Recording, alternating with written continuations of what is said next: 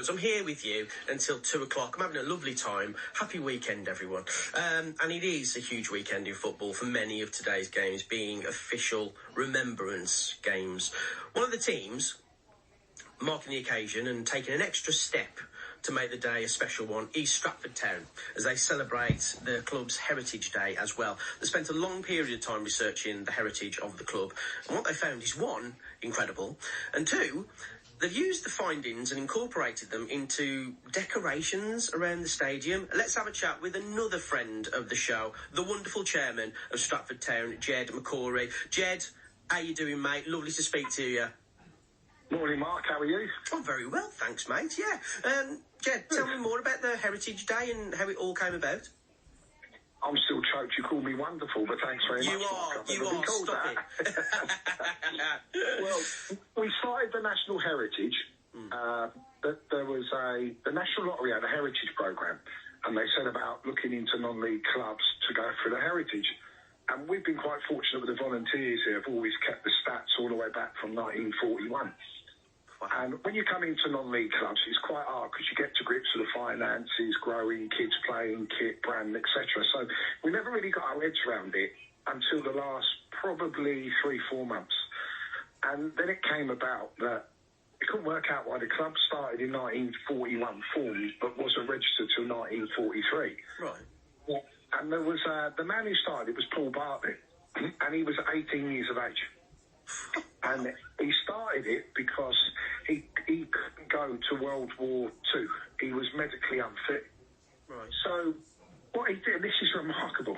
I was the only one in the club choked by it, and everyone couldn't understand what it meant. And he was he obviously his friends went to war and they came back on leave from World War II, and he decided to set up a local football team. Well, there was only one pitch in the area, Ettington Chase, and it was a prisoner of war camp. So this 18-year-old lad has gone over to the prisoner of war camp, knocked the door and said, "Do you mind if we give you a game?" Right, which I find remarkable. It's unbelievable. Because it's the only pitch in the area. So he's gone over there, and the soldiers that have come back from the war on leave, he's formed Stratford Rangers, and they've put a team together, and he's gone round all the prisoner of war camps, Atherstone, Chipping Camden, the Italian camp, and he started giving them friendlies with the war veterans, or not veterans, young lads. I think the average age was 26, 27 who died in World War II, who were coming back into Stratford, but just wanted football on leave, and he's playing all these friendlies against 16 war camps. Wow. All the way up to 1943. And what hit me was, it was just a Friday night when I'd realised that this club has been formed on the back of a war. It's been back, there wouldn't be a football club if there wasn't a war, because it was set up to serve the military, to give them game time. And this is what football does. It's just ironic that it's football again. And it was the Saturday morning when, like I am now, I'm down here again, as I always am, Saturday, Sunday, watching the kids play. Standard, mate, Standard, had me bacon butty. There's about 200 parents around the pitch. There's about 250 kids this morning. Now we're on the second lot of kids. There's about 6 games on. Yeah. And I'm looking at the kids and I'm going, how many of these kids have the bloodline of the people that was in the war that came and played football for the original Stratford Rangers? It's a good question, mate. It really, really is. Well, we've been doing the heritage on that, and we've actually been tracking the players now and the prisoner of war camp. Yeah. One chair who settled here.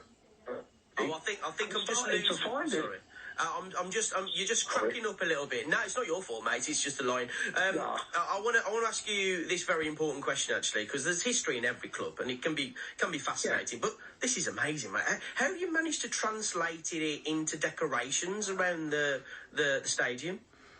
So what we did was we took the war pictures. We took the picture of Paul Bartlett, and we've decided to do a timeline of the club's heritage. Right. And we've put the teams up on the wall, the moments. We put Cody on the wall. He's a big part of this football club. Still, even though he passed away, unfortunately. Yeah. And we've done wallpapering all the way on both corridors. So people can come today on Heritage Day. We're going to hold it every year on Remembrance Day and Heritage Day because the two are entwined.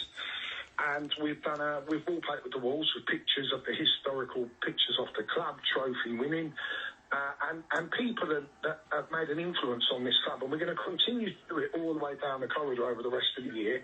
And then we'll look to try and turn it into a book. Wow. You really are working hard with this, aren't you, Jed? Yeah, I think it matters. I think people have forgotten about cultures and, you know, remember the war was all about everybody. It was the whole Commonwealth. Every country was in the war. And I think it's, I walk around the town, I don't see as many people wearing poppies. And, of course, that's everybody's choice. Yeah. But for me, I'm a real heritage person. I'm a respectful man, regardless of some debates I have with the FA. But I'm massive on culture. And I think it's really important that we allow our kids to have the freedom and the hope that was given by people who were falling in the war and other wars. By that 18-year-old lad who made it happen. Who started it. Yeah. He started it all, and I want to encourage that throughout this club while I'm here. And I want people to have that freedom that Remembrance Day is meant to be about. 100%. And today's game against Spalding is the official Remembrance game, isn't it, mate? Just how important is it that clubs continue to recognise the days? I know you've touched on it there, but it is so important that we remember that if it wasn't for these people, we'd probably be speaking German, wouldn't we? Well, would we be playing football as much? Would we be doing any sports as much? I don't know. But I think it's really important that we transfer the message through to the heritage to say, listen, kids, do you understand what it means? Do you understand why you have this freedom? Do you understand why you have this opportunity in life to go forward? And that's what we try and do. I mean, just quickly on that, if 11 o'clock today, there was 200 kids in a circle around the club, both teams, with a 1 minute silence, bang on 11. Absolutely I've fantastic. got to be honest with you, I never asked them to do that. That was done by the people within this club and the parents, and that put a lump in my throat because it shows that this club is, in my opinion, showing respect to everybody. Yeah, and that's what it's without about, me mate. pushing it. Yeah, it's a lovely little club. Yeah, Jed, I can only echo that, mate. It is a wonderful club. How's the season been so far, though? Yeah, we're in the playoffs. Yes. It's still early. Well, we've been rubbish, but we'll get there. Smoking like a true chairman. Oh, yeah, rubbish. Paying too much money. Everything's gone wrong. Yeah, awful.